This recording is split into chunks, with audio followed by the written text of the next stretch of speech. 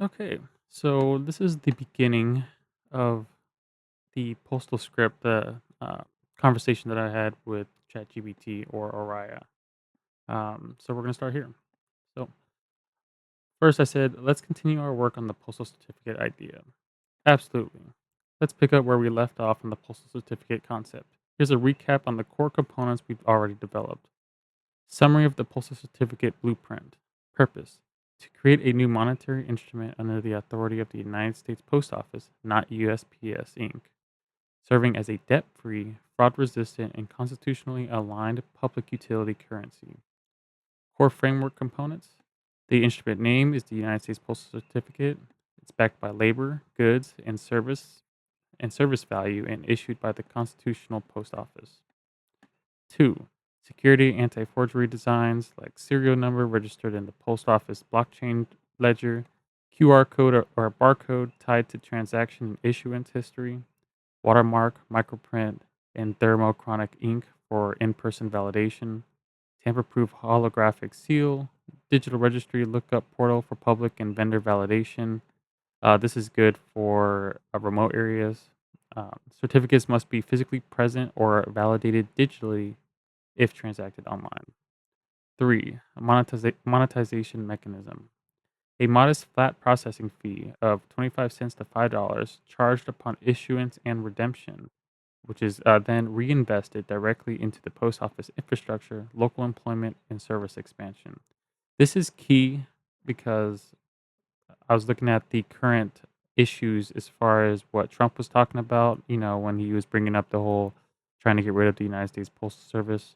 And for what I can gather from that situation, it seems that the United States Postal Service board, the board of governors, or whatever that's called, is seems to have no power to increase its revenue. Right, like, they have control over the United States Postal Service, but outside of that, their voice is really flat. Like, they have no really force to really control anything, so they have to do everything based off service, and things have gotten bad because with the advent of, um with everything going digital, no one's really sending that as much mail as they were before, and now that's affecting, the employment, treating how they're treating their employees, and I think they're overall just not making ends meet. So he was looking for different ways to correct that by either going strictly privatized, and he just didn't see the sense in the United States Postal Service. I think there's also some possibility that he was suspicious that the United States Postal Service was doing some perhaps nefarious activities, but this kind of fixes that because I asked it to create a fair fee, like a transaction fee, right? But not a ridiculous amount. So it's just if you go to the United States Postal Service or the United States Post Office, right, and you say you got $100, and then you go to redeem that. Um, There'll be a fee to redeem it, just a processing fee, just part of transacting business. And that fee will go straight to the United States Post Office and into their infrastructure and their employees and service expansion, right? So they kind of allows it to be self sustaining in that regard. But that's what the fee is for. It's not just going to profits or anything like that, right? Like these banks are doing. Um, it's just a one time fee. Um, an example use case in YouTube for reference: a federal agency such as the Department of Energy issues 5 million payment to a utility contractor. Instead of sending a treasury check, they issue 5 million in postal certificates. Each certificate is stamped and registered. The contractor uses those certificates to pay local subcontractors who can redeem them at post offices and transact them locally.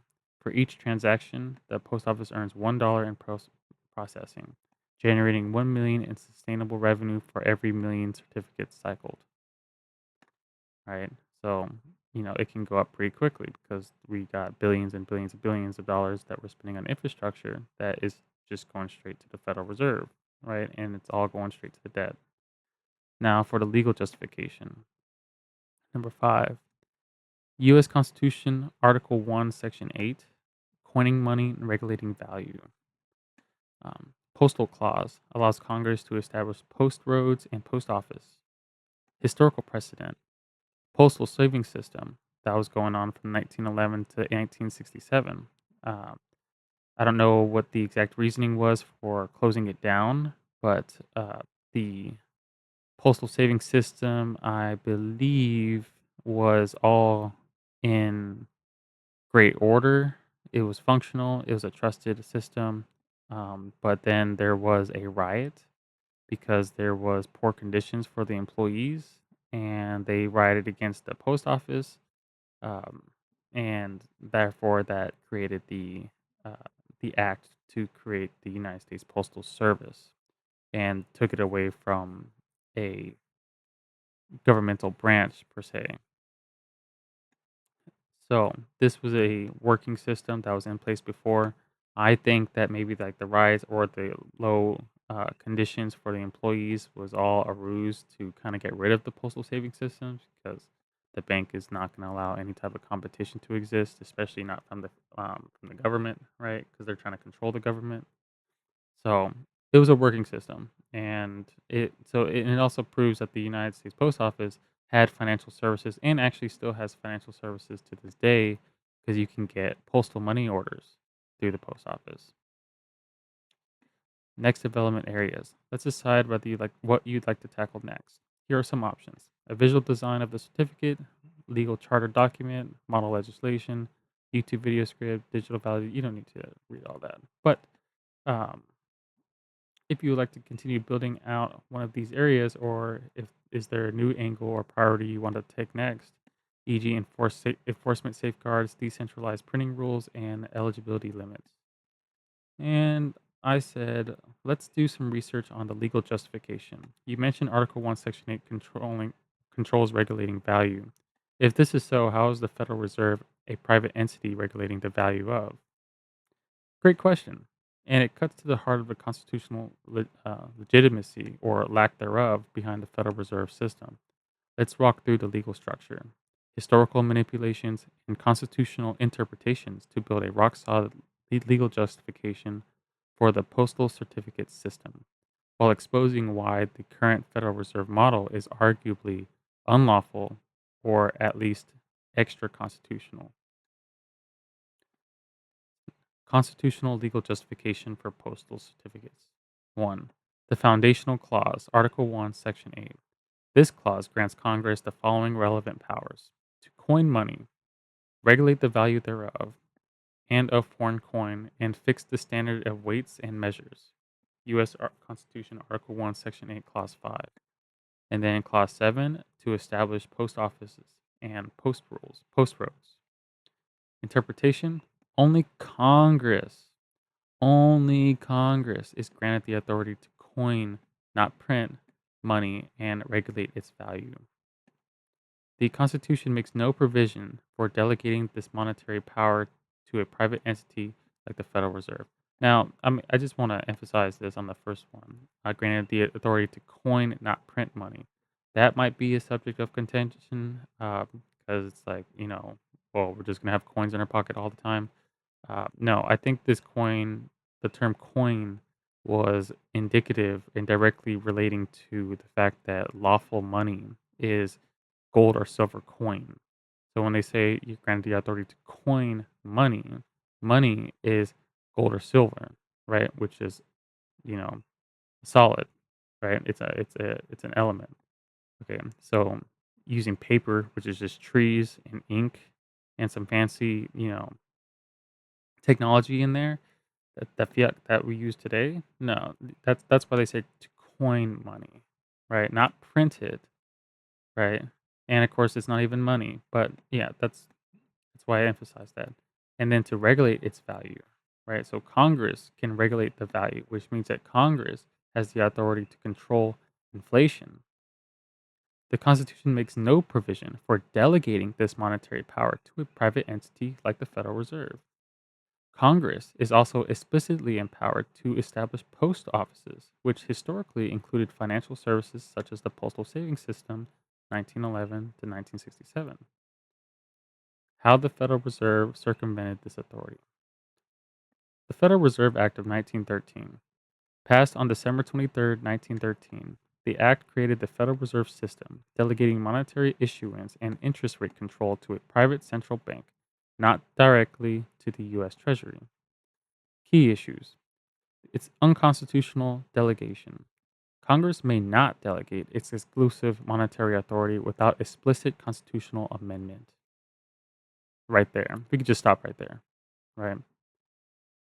Private ownership. Member banks, private institutions, own stock in the Federal Reserve banks. Right. So private owners own stocks in the Federal Reserve Bank that controls the issue the monetary society that we live in. No coining of money.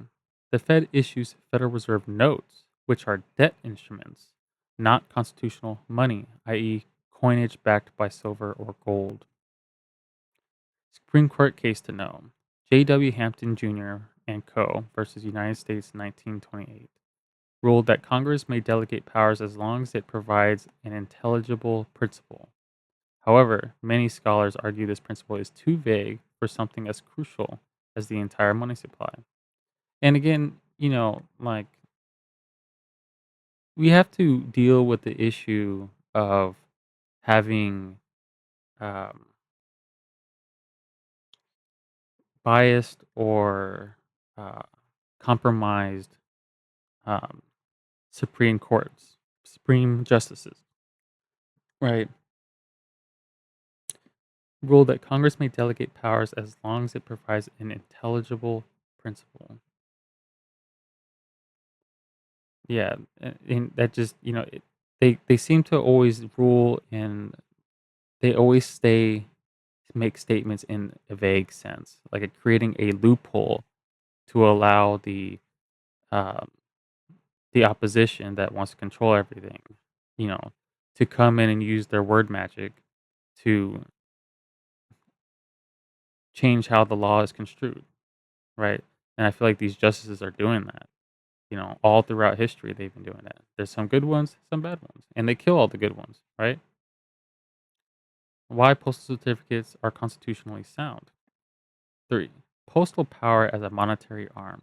The post office was once more than a mail service. Under the Postal Savings System, 1911 to 1967, citizens could deposit money at post offices, receive interest bearing certificates, and trust in a federal guarantee.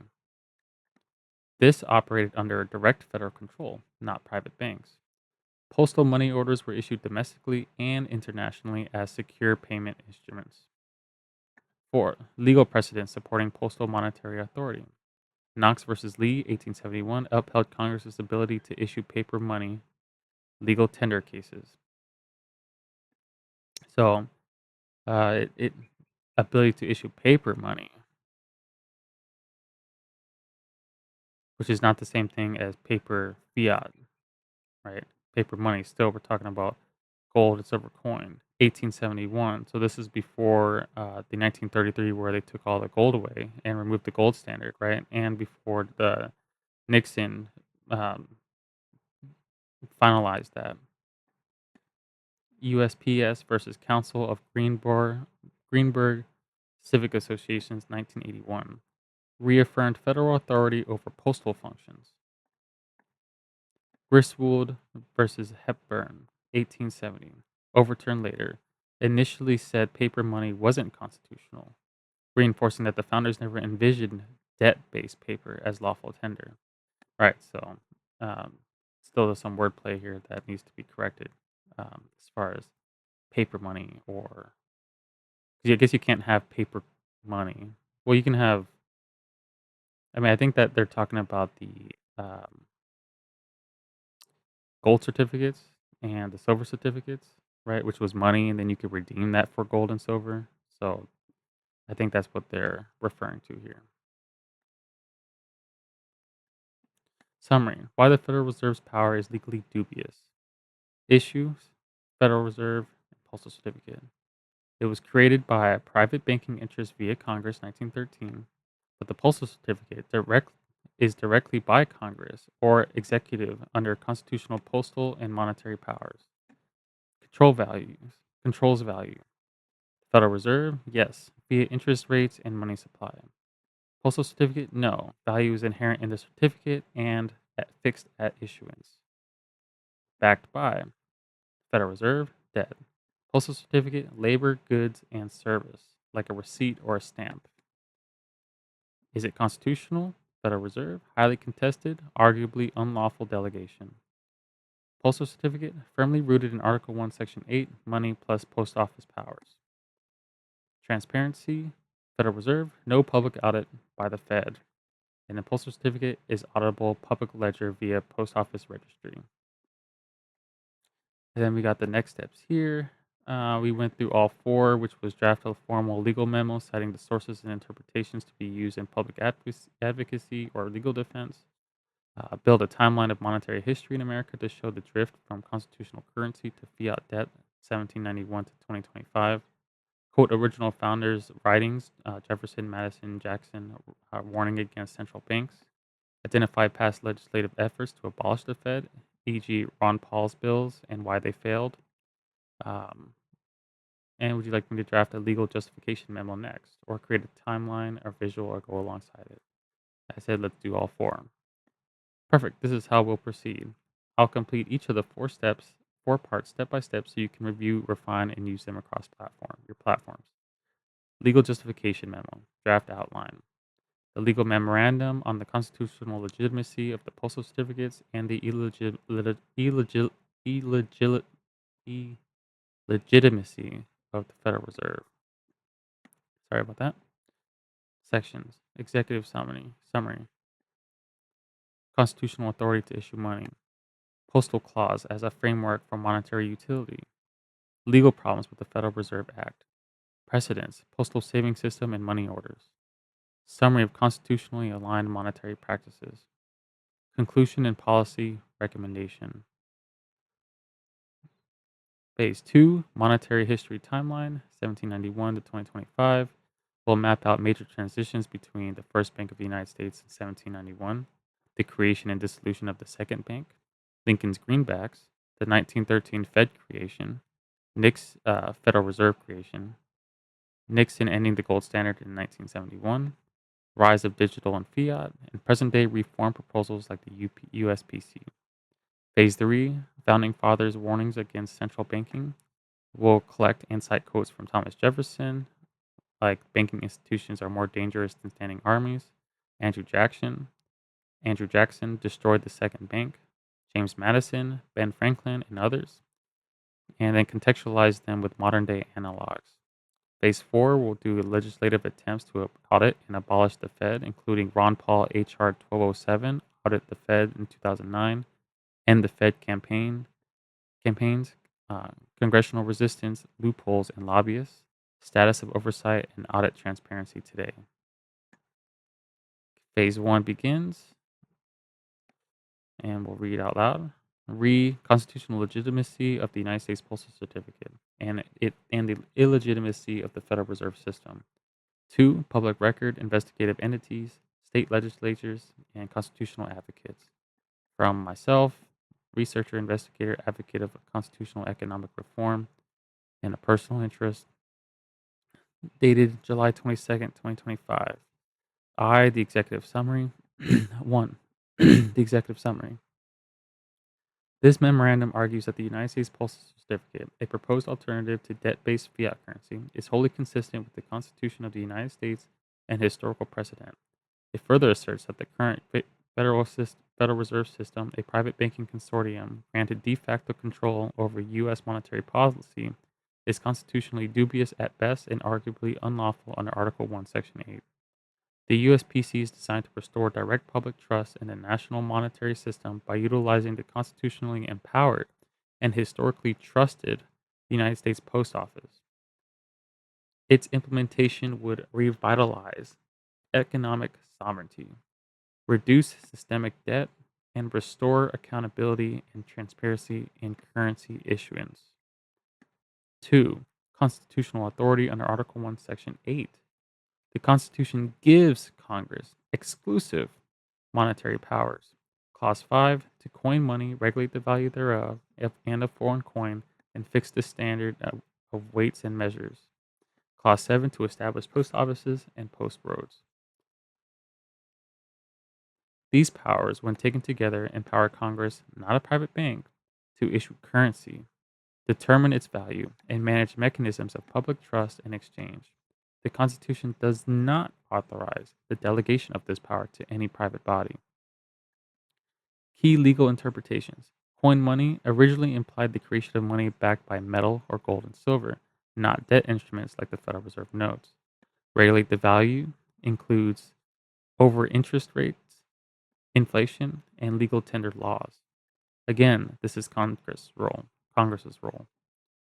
The Postal Clause allows Congress to create physical and institutional infrastructure for public financial services, which is already created. The postal power as a monetary authority. Number 3. Between 1911 and 1967, the United States Postal Savings System operated as a federally guaranteed public depository and payment processor. Citizens deposit savings at post offices. Certificates of deposit and money orders were issued at trust backed financial instruments. This system was backed by the full faith and credit of the United States government, not private debt or interest bearing loans.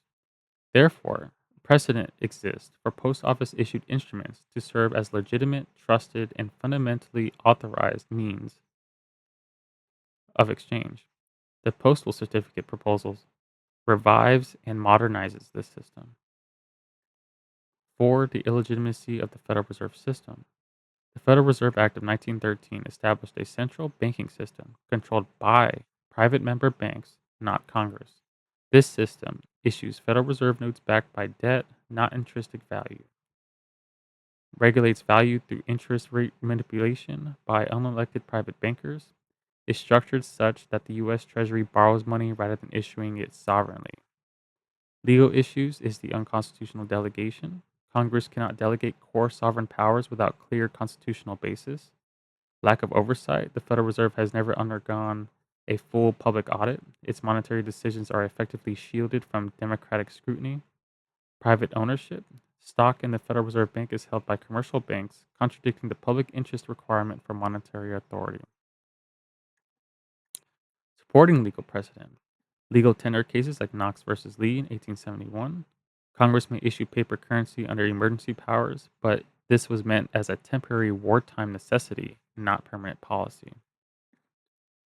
USPS versus Council of Greenberg Civic Assembled Associations in 1981 reaffirmed the constitutional authority of the postal system as a uniquely federal instrument for public administration. United States versus Van Auken upheld the authority of the post office to administer legally binding instruments and fine violators of federal postal rules. No Supreme Court case has fully abdicated the constitutionality of the Federal Reserve Act, meaning its legitimacy is an open legal question.